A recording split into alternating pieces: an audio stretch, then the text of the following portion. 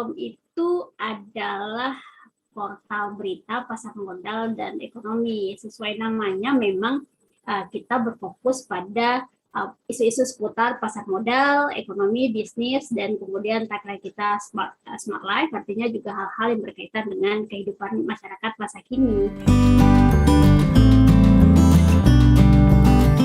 Tentang target audiens, seperti sejak awal kami memang menarget di bidang pasar modal dan ekonomi. Kami paham bahwa saat ini kami memahami bahwa media-media mainstream yang berfokus pada isu pasar modal dan ekonomi ini masih sangat terbatas. Sementara kebutuhan informasi akan isu-isu seputar itu semakin meningkat. Nah, menariknya lagi, kami melihat bahwa kecenderungan tren dari investor kita, mereka akan mencari informasi sebanyaknya sebelum melakukan tindakan investasi. Nah, ini kan ruang bagi kami, sehingga kami merasa bahwa ketika kita spesifik di pasar modal, ekonomi dan bisnis, maka kita punya targeted audience yang bisa.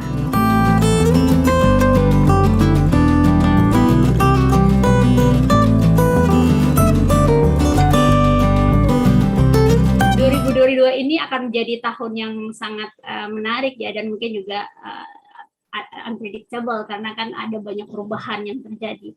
Dan bagi kami sendiri, kami di Tempias itu melihat ada dua isu mungkin yang menarik dan jadi catatan. Pertama, soal membanjirnya investor retail tadi. Kenapa itu menarik? Karena hadirnya investor retail hari ini memberi ruang bagi kita untuk memberikan informasi. Di satu sisi, OJK mencatat bahwa literasi keuangan kita masih sangat rendah, termasuk juga dalam literasi dalam investasi.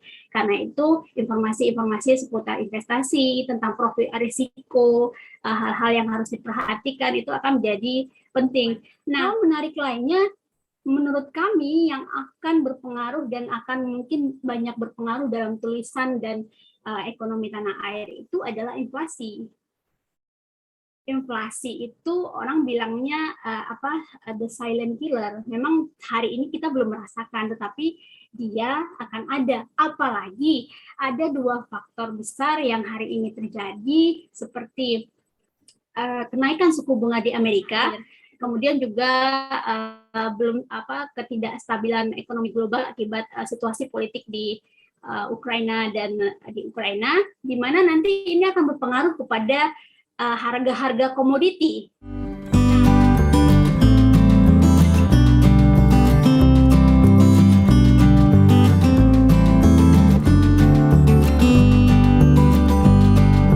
Jurnalis bisnis itu kalau orang mendengar mungkin sepertinya menarik ya, karena liputannya dari gedung-gedung, dari ruang ber-AC, tapi sebenarnya ada hal-hal yang mungkin tidak dirasakan di teman-teman jurnalis lain, misalnya bahwa harus jurnalis bisnis itu harus teliti ya, karena berkaitan dengan angka gitu, salah koma atau salah nol itu akan berisiko besar, apalagi terhadap laporan keuangan perusahaan. Yang kedua, bahwa jurnalis bisnis itu sabar. Mereka harus sabar, tidak hanya karena sabar, tapi memang harus sabar. Kenapa? Karena kalau misalnya di media, kalau kita meliput isu politik, misalnya kan kita bisa meng-quote siapa saja ya untuk ditulis. Tetapi di media ekonomi tidak berlaku seperti itu. Wartawan ekonomi sebenarnya mau saja meng-quote siapa saja yang ditemui yang berkaitan, tetapi biasanya brandnya sendiri yang justru melarang. Kita tunggu dulu ini di ACC dulu ke atas. Nah, kita sabar lagi menunggu. Terus kalau misalnya kita wawancara dengan orang yang bukan di level atas, maka mereka akan bilang, oh mohon maaf ini tidak bisa di-quote. Jadi memang kita harus sabar menunggu satu pertanyaan itu, kadang untuk dibalas bisa memakan beberapa waktu begitu. Lalu yang ketiga itu bahwa mungkin berkaitan dengan kesabaran itu tadi, menariknya juga bahwa jurnalis ekonomi itu berhubungan dengan narasumber si-kelas, jadi memang yang direksi ke atas gitu yang bisa kita buat.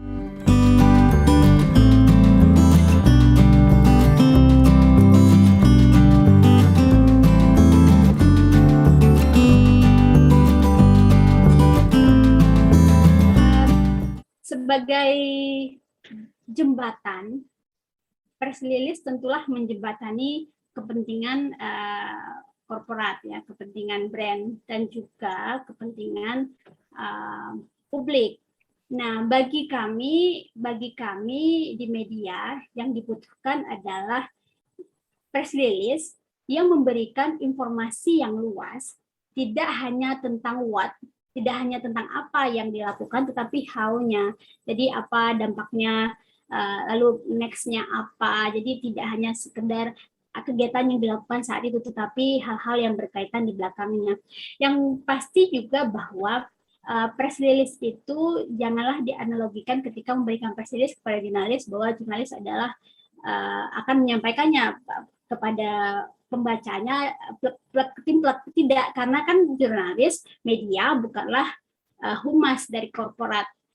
Kami berpihak kepada kebutuhan orang banyak akan informasi yang lebih luas terhadap sesuatu hal, apakah itu terhadap korporasinya, terhadap brandnya, atau terhadap kebijakan-kebijakan yang diambil.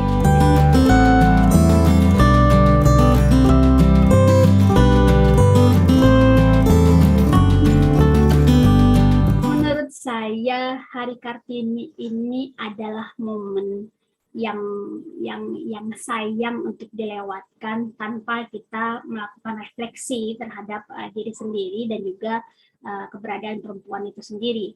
Sebagai perempuan, kita harus meyakinkan diri bahwa tidak ada ruang yang membatasi dan membedakan kita untuk melakukan aktivitas seperti yang dilakukan oleh kelompok lainnya, artinya kelompok di luar perempuan. Jadi tetaplah berkarya, karena pada akhirnya yang membedakan kita bukanlah tentang apakah kita terlahir sebagai perempuan atau bukan perempuan, tetapi yang membedakan kita adalah bagaimana karya yang kita hasilkan. Sehingga fokuslah pada pengembangan diri, hasilkan karya terbaik, lakukan sesuatu dengan profesional, maka jurnalis perempuan, mau apakah dia jurnalis perempuan, mau videografer perempuan, fotografer perempuan, tidak ada lagi embel-embel perempuan di belakangnya, bahwa ini adalah tentang profesi kita, tetapi bukan tentang gender kita. Saya pikir begitu.